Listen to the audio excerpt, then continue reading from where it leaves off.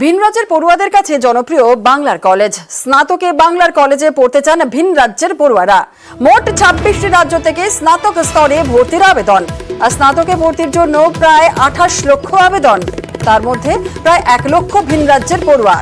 BJP শাসিত রাজ্য থেকেও হাজার হাজার আবেদন এসেছে। বিহার, অসম, উত্তরপ্রদেশ থেকে 25,000-এর বেশি আবেদন। রাজস্থান, গুজরাট, মহারাষ্ট্র থেকেও আবেদন বহু পড়ুয়ার। এক্স হ্যান্ডেলে জানালেন শিক্ষামন্ত্রী ব্রাত্য বসু।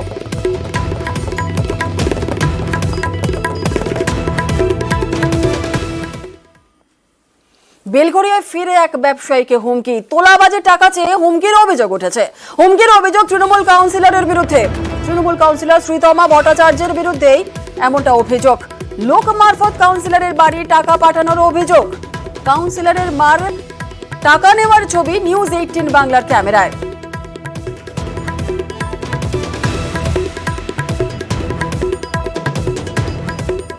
এই আমার ড্রাইভার আর আমার বন্ধু এই টাকায় পৌঁছাতে গেছে। এই এখন টাকা গুনে ওকে দেবে। এসে তোমার মা বলছে আমার বাড়িতে এক্ষুনি সকালে টাকা পৌঁছে দাও। আমি নাচের স্কুলে বেরিয়ে গেলাম। 2, 3, 4, 5, 6, 7, 8, 9, 10, 11, 12 নাম্বারটা দিও। ঠিক আছে, ঠিক আছে, আমি লাগিয়ে নিচ্ছি। দাঁড়িয়েই রয়েছে, চেয়ারটা সামনে টানো, টেনে বসো। দিন হচ্ছে আপনি প্রথম কথা বলেন। হ্যাঁ, দাদারাই গুনে দিয়েছেন, ঠিক আছে।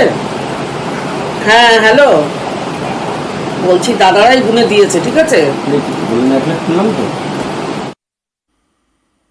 না না, টাকাটা তো আমার জোগাড় করতে হবে। তুমি কি 2.5 লাখ টাকা কি মানে সিরিয়াস বললে তো না, আর কি বললাম আসলে আমি সেটা বুঝতে পারলাম। মানেটা কি?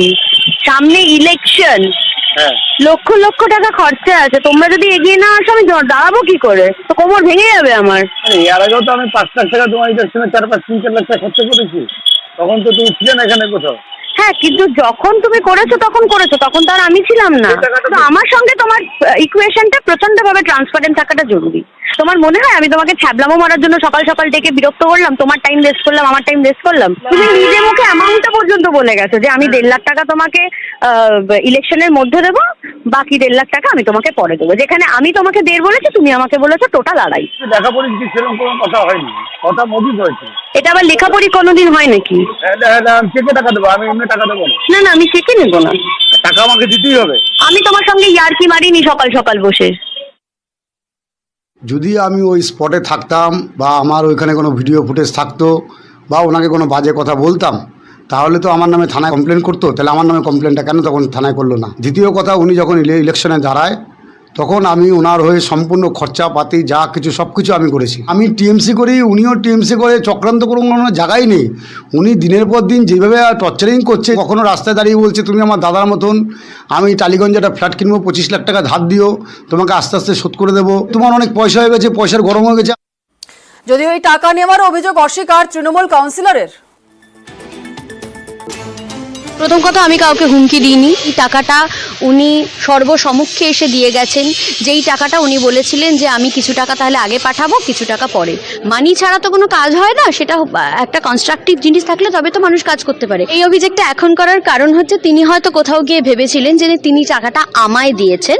প্রথম কথা, ওই টাকাটা তো আমি আমার জন্য নিইনি, টাকাটা আমি খরচা করার জন্য নিয়েছি। এই আমি যে একটা এত বড় ব্লাড ডোনেশন ক্যাম্প করি, আমার কাছে যেটুকু টাকা বেঁচে আছে আমি ভেবেছিলাম সেই টাকাটা সেখানে খরচা করব। আমি টর্চার করছি? কিভাবে টর্চার করছি? উনি প্রমাণ দেখাক আমি টর্চার করেছি। উল্টে আমাকে এরকম ভাবে থ্রেট করা হয়েছে যে তুমি কি করবে করে নাও, দেখে নেবো আমি তোমাকে। আমাকে তো ওনার ভাই ক্লাবের সামনে দাঁড়িয়ে বলেছে এই কথাটা, এবার আমি দেখে নেবো, সবাইকে পুঁতে রেখে দেবো। আমি অনেক বেশি আশঙ্কায় রয়েছি এবং আমি অনেক বেশি ভীত। পল্লী কমিটির প্রেসিডেন্ট নিজের সইয়ে নিজে প্রেসিডেন্ট হয়েছে। মানে আগের কমিটির যিনি প্রেসিডেন্ট ছিল তাকে পারমিশন নেওয়ারও প্রয়োজন করেনি। সে পর্যন্ত আমার কাছে এসে চিঠি দিয়েছেন, রিটেন দিয়েছেন যে আমার পারমিশন ছাড়া, আমি একজন পল্লী কমিটির প্রেসিডেন্ট হওয়া সত্ত্বেও আমার পারমিশন ছাড়া কি করে নতুন পল্লী কমিটি হতে পারে। কিন্তু সেটা রেজিস্টার্ড পল্লী কমিটিও নয়। এই যে পল্লী কমিটিটাকে কেন্দ্র করে সে বিভিন্ন বেআইনি কাজ করার চেষ্টা করেছে, সেটাতে আমি হাত বসিয়েছি। অকারণে এটা করার চেষ্টা করছে, কারণ সে কোথাও গিয়ে মনে করছেন যে এইভাবে আমাকে চুপ করিয়ে রাখা যাবে। তৃণমূলের বাগদা ব্যথা, উপনির্বাচনে সতর্ক ঘাসফুল শিবির, তাই নেতাদের পাশাপাশি ময়দানে নামানো হয়েছে ছাত্র নেতাদেরও।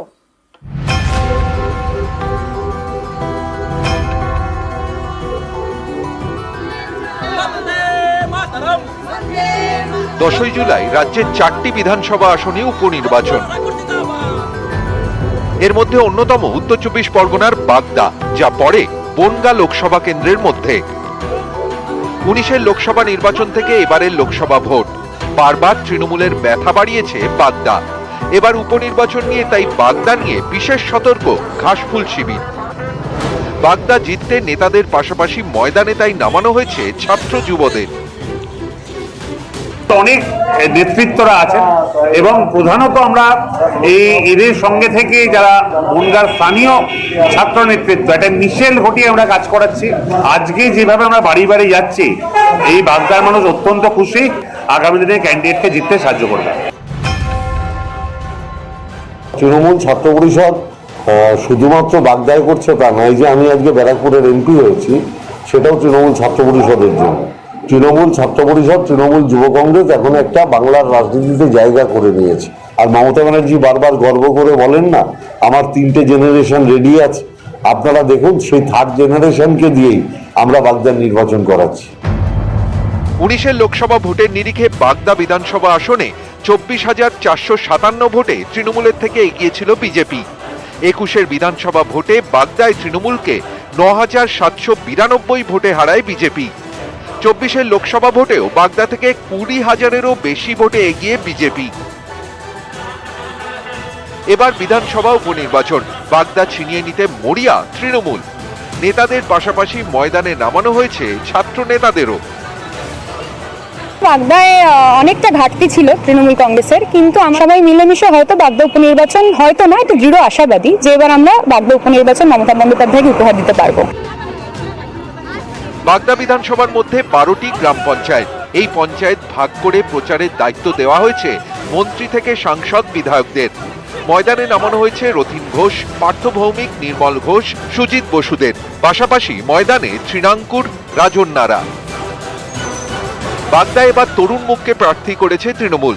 মতুয়া প্রভাবিত আসন জিততে বাগদায় বাজি মতুয়াদের ঠাকুরবাড়ির সদস্য মমতাবালা ঠাকুরের মেয়ে মধুপর্ণা। এই তরুণ মুখের জন্য ময়দানে নেমে পড়েছেন তৃণমূলের তরুণ তুর্কিরা।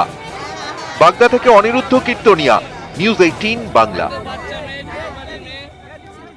তৃণমূল নেতাদের হুঁশিয়ারি সভাধিপতির। নেতাদের বিরুদ্ধে জমি দখলের অভিযোগ, দাঁড়িয়ে থেকে দখল মুক্ত করার নির্দেশ জেলা সভাধিপতি নারায়ণ গোস্বামীর। বাগদার কর্মী সভায় হুঁশিয়ারি সভাধিপতির। তৃণমূলকে পাল্টা কটাক্ষ করেছে বিজেপি। অনেক তৃণমূলের নেতা আছে, অনেকের নামে কমপ্লেন। তৃণমূল পঞ্চায়েতের নেতৃত্ব হোক, প্রতিনিধি হোক, তৃণমূলের লিডার হোক, সরকারি কোনো জায়গা দখল করতে পারবেন না। দখল যদি করে থাকেন, আগামী কালকের মধ্যে দখল মুক্ত করে দিন নিজে। আগামীকাল লাস্ট টাইম, পরশুদিন যদি আমাকে মাঠে নামতে হয়, সেটা কিন্তু আপনার জন্য অত্যন্ত বিপজ্জনক হবে। চোর পার্টিতে থাকবে, যেদিন আপনার পিছনে পথ থাকবে না, রাস্তায় যে 4 পাওয়ালা ছোট ছোট সাইজের কারা কিনা সারমীয় পেচ্ছাপ করতে আপনার বাড়িতে যাবে না যদি তৃণমূলের পথ না। কারণ নারায়ণবাবু যাদের সাথে মিটিং করছে সবই তো চোর, এরা চুরি ছাড়া কিছুই জানে না তৃণমূলের এরা। আর নারায়ণবাবু হলো তাদের মাস্টারমশাই। উনি কি জানেন না বাগদা পঞ্চায়েতের প্রধান সঞ্জীব সর্দার একের পর এক সরকারি জমির ওপরে বিল্ডিং করে বিক্রি করেছেন? এখন কি ভোট এসছে বলে ওনার ঘুম ভেঙেছে? যতগুলো বিল্ডিং উনি তৈরি করে বিক্রি করেছে সেটা আগে ভেঙে দেখান, তাহলে বুঝবো আপনার বুকের পাঠা আছে। স্কুলের জমি দখল করে দোকান, আর সেই দোকান থেকে মাদক বিক্রির অভিযোগ। প্রতিবাদ করায় নিশানায় প্রধান শিক্ষক। এমনই চাঞ্চল্যকর অভিযোগ দক্ষিণ 24 পরগনার বজবজে। নিউজ 18 বাংলার খবরে তৎপর পুলিশ।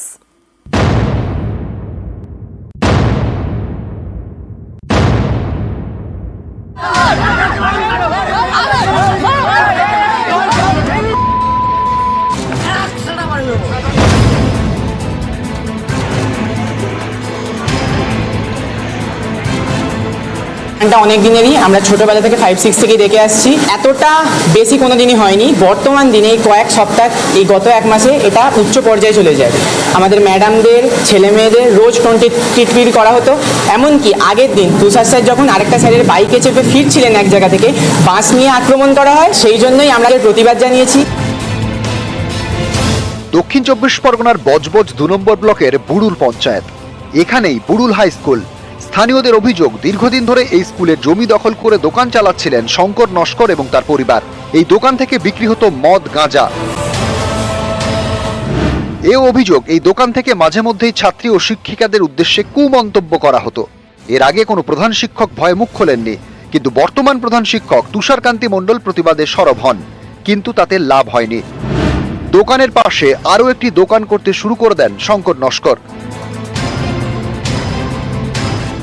প্রধান শিক্ষক তুষারকান্তি মণ্ডল ফের প্রতিবাদ করলে পড়ুয়া ও শিক্ষক শিক্ষিকাদের হুমকি দেওয়া শুরু হয় বলে অভিযোগ। এরই মধ্যে সোমবার টিফিন টাইমে প্রধান শিক্ষককে হেনস্থা করে শঙ্কর নস্কর তার পরিবার। তখন স্থানীয় কয়েকজন প্রতিবাদ করলে সেখান থেকে চম্পট দেয় শঙ্কর ও তার লোকজন। তখন বুড়ুল পুলিশ ফাঁড়িতে অভিযোগ জানান প্রধান শিক্ষক। অভিযোগ পেয়ে এলাকায় যায় পুলিশ। এরপর ছুটির সময় আসল নাটক শুরু হয়। অভিযোগ, পুলিশ কর্মীদের সামনেই বাঁশ লাঠি নিয়ে প্রধান শিক্ষকের ওপর চড়াও হয় শঙ্কর নস্কর ও তার লোকজন। প্রধান শিক্ষককে বাঁচাতে তখন ঝাঁপিয়ে পড়ে পড়ুয়ারা। ভেঙে দেওয়া হয় নির্মীয়মান দোকান।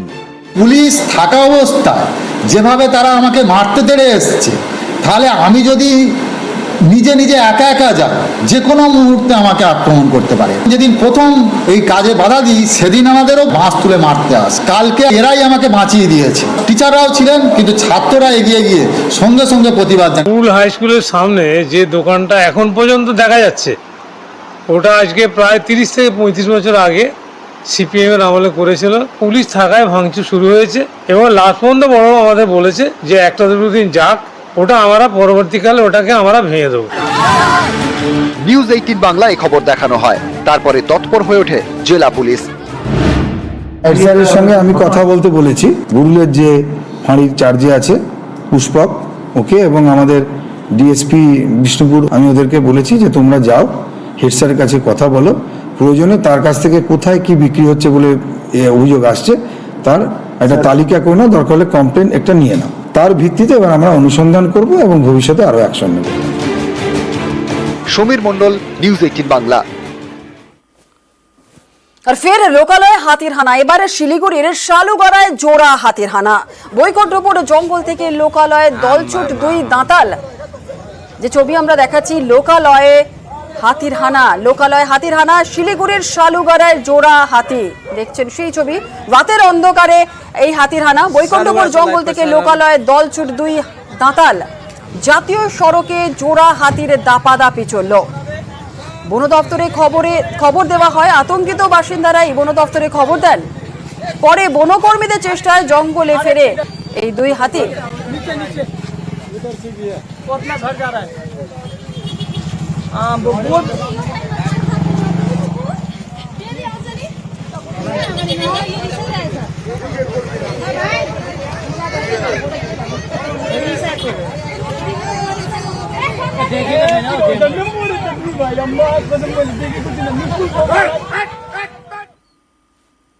বিশ্বজয়ীদের ঘরে ফেরা বিসিসিআই চার্টার্ড বিমানে চড়ে দিল্লিতে রোহিত বাহিনী।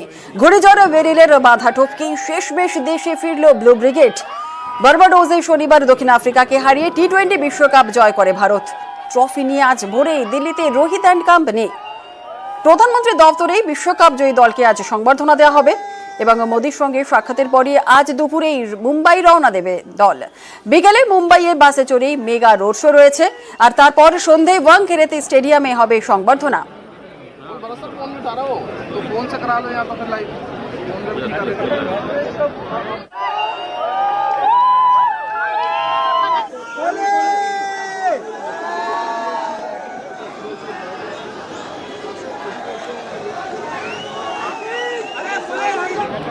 টিম ইন্ডিয়াকে সংবর্ধনা জানানোর জন্য প্রচুর ক্রিকেট প্রেমীরা তারা সকাল থেকে উপস্থিত হয়ে গিয়েছিলেন তাদেরকে একবার দেখার জন্য, সামনে থেকে তাদের অভ্যর্থনা জানানোর জন্য।